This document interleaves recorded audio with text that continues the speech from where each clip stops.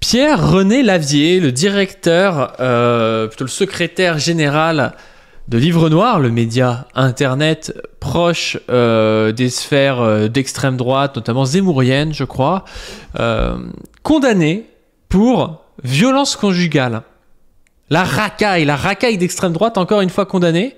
J'ai bien envie de savoir l'origine de l'agresseur, hein. Pierre-René Lavier, ça sonne un peu de manière bizarre, quoi. Enfin voilà, vous ferez les liens vous-même, hein, les liens de cause à effet. Donc c'est Brève de presse qui nous fait ce petit tweet. Violence conjugale quotidienne, gifles, coups de poing, crachats, tentative d'étranglement, menaces de mort, violence sur animaux. Le secrétaire général du média Livre Noir a été condamné pour violence conjugale. Connasse, pute, petite chienne, va. Cette affaire est embarrassante pour Livre Noir qui multiplie les articles sur les affaires de violence et d'agression, en particulier lorsque les auteurs sont des personnes d'origine étrangère ou des personnes étrangères, écrit Mediapart. Bah oui, c'est bizarre ça quand même, ils arrêtent pas de nous parler de la racaille étrangère, que les femmes sont en insécurité à cause des immigrés, et là en fait le gars qui gère tout ça, en fait il frappe sa femme et il lui dit petite chienne, connasse de pute, il fait des tentatives d'étranglement et des menaces de mort. C'est quand même étonnant. Donc on va se lire l'article de Mediapart par rapport à tout ça, qui s'appelle le secrétaire général du média d'extrême droite Livre Noir condamné pour violence conjugale. Selon nos informations, Pierre-René Lavier, le secrétaire général de Livre Noir, a été condamné le 26 octobre à 3 mois d'emprisonnement avec sursis et 1 000 € de dommages à intérêts pour des violences sur son ex-conjointe en 2022. Ah, le laxisme judiciaire, hein. Ah, j'espère qu'il va continuer de parler du laxisme judiciaire, hein, parce que là, c'est pas normal, hein. Menace de mort, tentative d'étranglement, crachat, coup de poing et tout, et 3 mois de prison avec sursis. Que fait la justice, hein? En France, les faits de violence conjugale ont augmenté de 15% en 2022, une augmentation qui inquiète, écrivait le 16 novembre le média proche de l'extrême droite Livre Noir, en faisant état de 244 000 victimes recensées en 2022 par le ministère de l'Intérieur. Le site n'a pas précisé, mais parmi ces 244 000 victimes se trouvait l'ex-compagne du secrétaire général et journaliste Pierre-René Lavier. Selon nos informations, cet homme de 28 ans a été condamné le 26 octobre à 3 mois de prison avec sursis pour des violences en 2022 sur son ex-conjointe à qui il a dû verser 1 000 € au titre de préjudice moral. Il n'a pas fait appel de cette décision. Les accusations de viol qui le visaient ont quant à elles fait l'objet d'un classement sans suite pour infraction insuffisamment caractérisée. Bizarre, hein? Très très bizarre, hein, qu'il y ait des gens suspects de viol chez Livre Noir qui frappent des femmes et qui frappent leurs femmes, c'est quand même bizarre, hein. Plus qu'un reporter, Pierre-René Lavier est un pilier de Livre Noir où il a été recruté par le président Éric Tegner, qu'il a fréquenté au sein de Racines d'Avenir, un mouvement conservateur, patriote et entrepreneurial. Le 30 septembre, c'est lui qui anime au Cirque d'hiver à Paris le grand débat avec Éric Zemmour organisé pour le lancement de la nouvelle formule de Livre Noir. 1 mois plus tard, c'est encore lui qui est embarqué dans la petite équipe du média qui accompagne le président Reconquête en Israël. Alors là, vous avez le média. C'est vrai qu'ils ont un côté à la fois... c'est vraiment l'extrême droite bourgeoise en costard, quoi. C'est pas l'extrême droite Jordan Bardella, ma mère était... ou est encore d'ailleurs agent d'entretien. Non, c'est l'extrême droite plus Zemmour, là. Avant de basculer chez Livre Noir, le jeune homme diplômé de sciences politiques fut l'un des administrateurs d'Omerta, le média pro-russe lancé à l'automne 2022 par Régis Le Sommier, qui est très apprécié à l'extrême droite. Je ne connaissais pas Omerta. Lorsqu'il rencontre Faustine en août 2021 via LinkedIn, il est encore chargé de mission au cabinet du maire LR de Belfort. La jeune femme, alors âgée de 28 ans, est en poste dans un ministère et n'est pas du même bord politique. Elle milite au sein du parti Renaissance, mais elle dit avoir eu une véritable connexion intellectuelle. Des violences quotidiennes selon la victime. En janvier 2022, Pierre-René Lavier décroche un poste d'assistant parlementaire auprès d'un sénateur LR et emménage chez la jeune femme à Paris. Rapidement, la relation se dégrade, les disputes se multiplient, notamment au sujet des chats de la jeune femme qu'il ne supporte pas. Faustine remarque une dégradation brutale de la santé de ses 2 chats et soupçonne des violences de son ex-compagnon. Elle installe des caméras dans la chambre et le salon. Je me suis rendu compte qu'il leur faisait peur et leur donnait des coups de balai. Non mais les mecs, c'est des malades, hein. C'est la folie, hein. Cet élément n'est pas anodin. Dans de nombreux dossiers judiciaires, un lien apparaît entre violence envers les animaux du foyer et violence conjugale. Bah, évidemment, qui fait ça. Enfin, c'est vraiment des gens qui ont un problème avec autrui et qui ont un problème avec la violence, de martyriser des chats comme ça, leur faire peur exprès, donner des coups de balai. Enfin. Dans le même temps, son ex-compagnon aurait commencé à la bousculer et à l'insulter, relatera-t-elle lors de son dépôt de plainte. Puis, après la perte de son emploi au Sénat en mars 2022, il l'aurait frappé plusieurs fois et les violences seraient devenues quotidiennes selon son récit. J'ai perdu mon emploi et j'ai perdu confiance en moi. C'est d'ailleurs un truc intéressant, là, c'est qu'on voit, contrairement à ce que disent certains, nous expliquer voilà, que en réalité, c'est une question uniquement sociale, enfin de classe sociale, les questions féministes, ben là on voit quand même elle a l'air d'être assez d'être une assez bonne classe sociale, elle a un poste dans un ministère à Renaissance et tout, elle est quand même victime de violences conjugales, comme toute femme peut être victime de violences conjugales, quoi. Ce qui montre quand même que c'est transclasse. Elle dénonce des violences physiques contre elle, gifles, coups de poing, coups de pied, de chaussures, des crachats, c'est improbable hein, comme truc. Hein. Enfin vraiment... je sais même pas quoi dire, quoi. C'est ultra violent. Enfin, coup de poing, coup de pied, coup de chaussure, crachat, tentative d'étranglement. Le mec frappe les animaux. Enfin, c'est ouf, quoi. Même le H aimait les animaux en commentaire. Mais aussi des menaces de mort et des violences verbales et psychologiques. Il m'insultait, me rabaissait quotidiennement dès mon lever. Il me prenait pour son esclave. Je devais faire toutes les tâches ménagères, a-t-elle raconté aux policiers, affirmant qu'il l'aurait éloigné de son entourage. J'avais l'impression d'être morte, d'être là sans être là, leur a-t-elle expliqué. Ce comportement aurait eu des conséquences sur sa vie personnelle et professionnelle. Il me disait que j'étais moins que rien. J'ai arrêté de passer des concours, j'ai perdu mon emploi, j'ai perdu confiance en moi. J'ai peur de tout aujourd'hui, je n'arrive pas à dormir correctement. Ce qu'a affirmé son expertise psychiatrique qui relève un retentissement très important, un état de stress post-traumatique en lien en partie avec les faits reprochés, anxiété, hypervigilance, troubles du sommeil, de la concentration, perte de confiance et la nécessité d'un suivi thérapeutique et médical.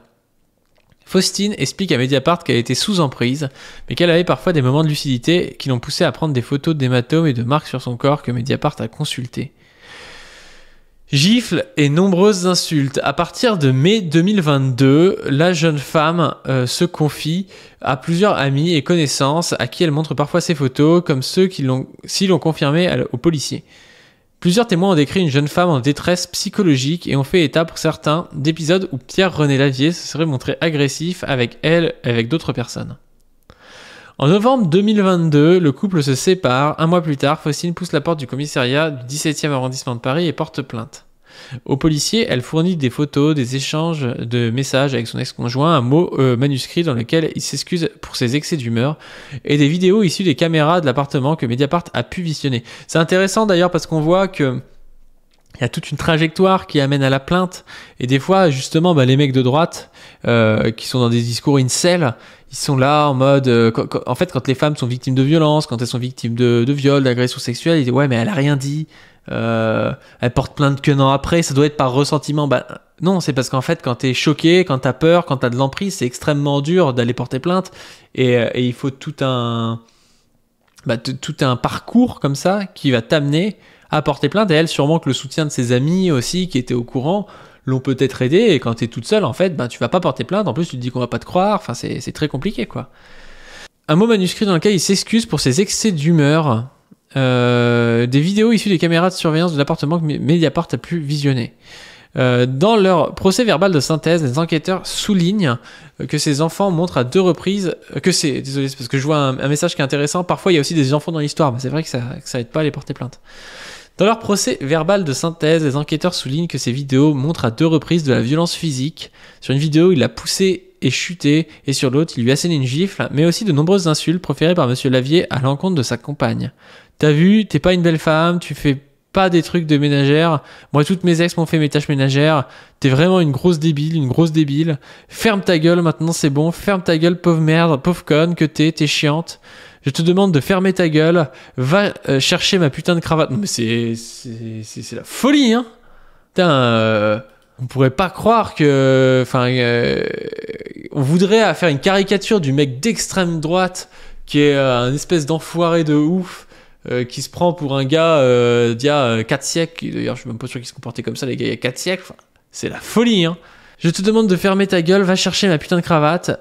Pam pam, connasse de pute, petite chienne, va, tu commences à me casser les couilles, tu fais que de la merde, pauvre conne. Mais c'est... En plus, les messages, là, il y en a en janvier 2022, d'autres en juillet, quoi. Donc, du coup, ça...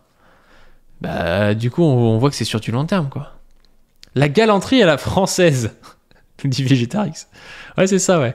Voilà, les immigrés, ils sont pas galants et ils frappent nos femmes, elles se sentent pas en sécurité. Alors que les vrais Français comme Pierre-René Lavier, eux, c'est bien mieux, quoi. Questionné par les enquêteurs, l'entourage du jeune homme évoque des disputes comme dans tous les couples.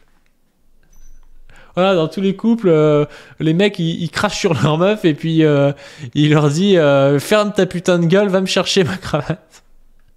Voilà, c'est classique. Questionné par les enquêteurs, l'entourage du jeune homme évoque des disputes comme dans tous les couples, parlant d'une séparation qui se serait mal passée, d'une femme qui ferait des histoires et aurait pété les plombs.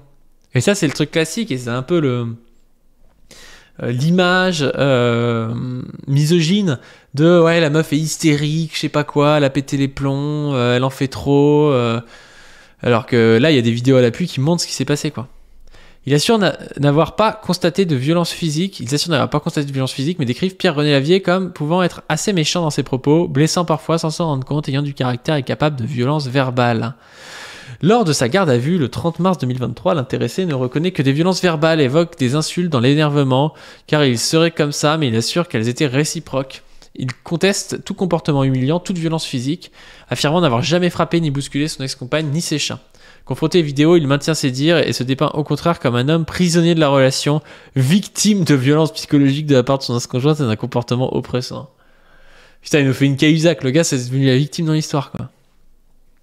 Il impute les hématomes de la jeune femme à ses séances de sport et à des violences de sa mère, ce que dément la plaignante. Ce qui fait valoir qu'elle avait, durant cette période, justement coupé les ponts avec sa mère qui était opposée à cette relation. Voilà, les darons ont le nez creux. Il décrit son ancienne compagne comme quelqu'un de psychologiquement fragile, se sentant toujours victime, et il estime payer pour tous les hommes qui lui ont fait du mal dans ses relations passées. Selon lui, Faustine aurait déposé plainte pour se venger, car il l'avait trompée. Non mais vous voyez en fait le truc, c'est que là, si elle n'avait pas eu de vidéo, bah, ça aurait été parole contre parole, et en fait ça serait jamais passé, quoi. Donc là, heureusement qu'elle avait des photos et des vidéos, sinon c'était baisé. Un témoignage selon lui, des messages envoyés au moment de la rupture dans lesquels elle lui reproche son infidélité, lui écrit qu'il a détruit sa vie, qu'elle n'est pas préparée pour la suite et qu'elle a tout gardé. Celle-ci dément toute vengeance et affirme à Mediapart que le déclencheur serait une conversation la veille de la rupture à des amis qui auraient tiré la sonnette d'alarme en lui enjoignant de partir. En mars, le parquet clôture l'enquête et poursuit Pierre-René Lavier pour des faits de violence habituels sur conjoint n'ayant pas entraîné d'ITT supérieur à 8 jours. Lors de l'audience, devant le tribunal correctionnel de Paris le 14 septembre, son avocat Frédéric Pichon demande l'irrecevabilité des preuves vidéo qui relèveraient selon lui de l'intimité de la vie privée et la relaxe de son client, plaidant une vengeance de la plaignante. Mais ça c'est délirant aussi, genre si t'as des vidéos d'un type en train de frapper quelqu'un, c'est une violation de la vie privée, enfin ça peut être vu comme une relation de la vie privée et du coup c'est pas recevable, quoi, enfin c'est ridicule. Le parquet requiert 9 mois d'emprisonnement avec sursis, une interdiction de se présenter à toute élection pendant 5 ans, c'est bon ça, et détenir une arme, une indemnisation de la plaignante. Le 26 octobre, le tribunal rend une décision plus clémente en requalifiant les faits en violence conjugale n'ayant pas entraîné d'ITT. Elle fait aussi droit à la demande de Pierre-René Lavier de non-inscription au casier judiciaire et déboute la plaignante de la plupart de ses demandes de dommages et intérêts. Ouais, mais c'est ouf, parce qu'en plus de ça, n'ayant pas entraîné d'ITT, oui, sur le papier, il n'y a pas d'ITT marqué par un médecin, machin. En réalité, elle a dit que ça lui a détruit son rapport professionnel, qu'elle n'a pas passé de concours, qu'elle a perdu son boulot. C'est une sorte d'interruption du temps de travail. En fait, il y a des violences psychologiques qui l'ont empêché de faire des choses. Mais en fait, c'est pas reconnu par la loi, quoi. Sans les caméras, ça aurait été parole contre parole. Le 26 octobre, je pensais être libéré, passer à autre chose. Au contraire, je me suis dit, la justice n'est pas de mon côté. Réagit auprès de Mediapart Faustine qui se dit choquée par cette peine très légère. Vous avez beau avoir toutes les preuves du monde, des vidéos, des témoignages, une expertise psy favorable. Au final, ça n'est jamais suffisant, regrette-t-elle, précisant que sans les caméras, elle n'aurait pas été crue.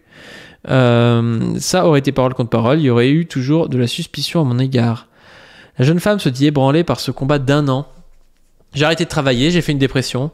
Je devais constamment me replonger dans le dossier, répéter mon histoire, prouver ce que j'avais vécu.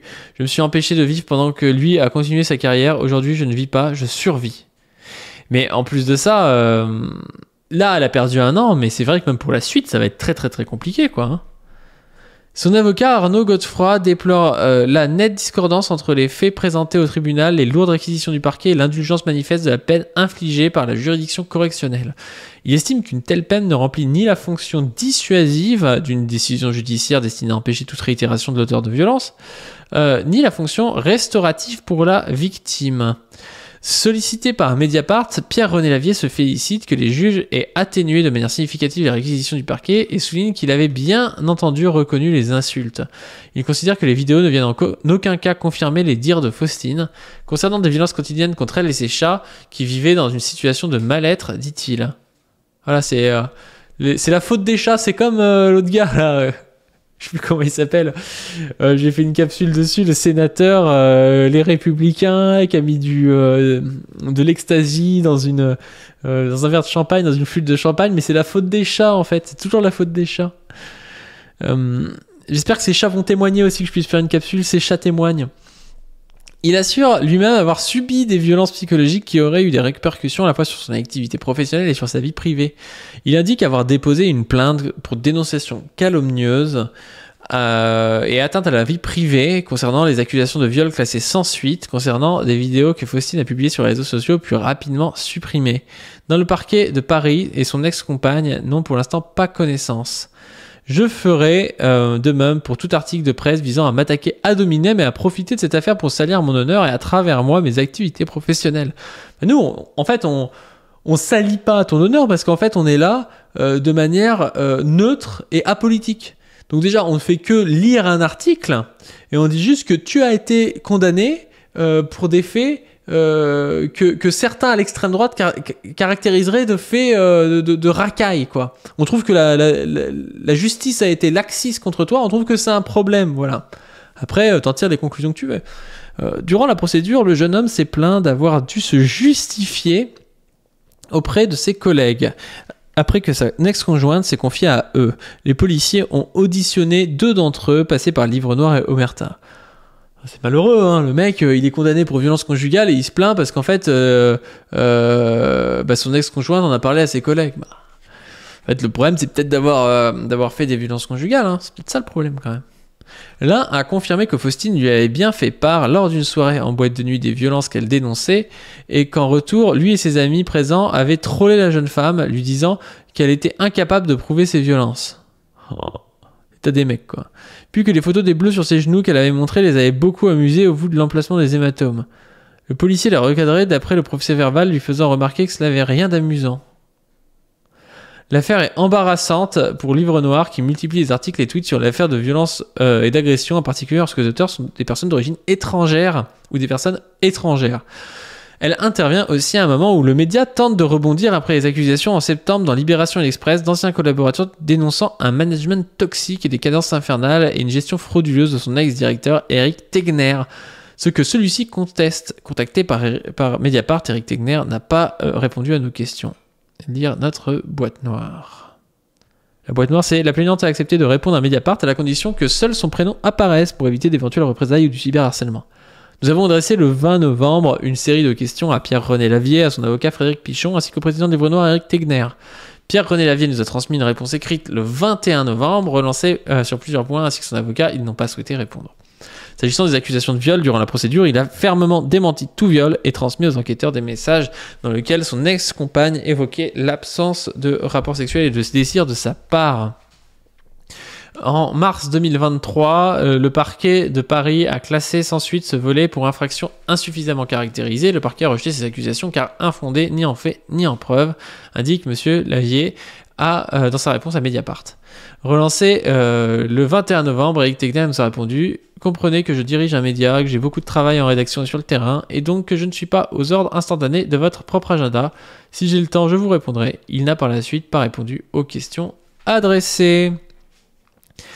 Et voilà, je vous invite, comme d'habitude, à faire monter cette cagnotte pour qu'on puisse devenir les nouveaux livres noirs d'extrême gauche. Mais j'éviterai de cracher sur ma compagne, évidemment, parce que je ne suis pas une racaille d'extrême droite et j'aime bien mon chat. Donc voilà, donnez sur cette cagnotte et puis abonnez-vous aussi à la chaîne principale, pas du ring, parce qu'il y a une chaîne principale.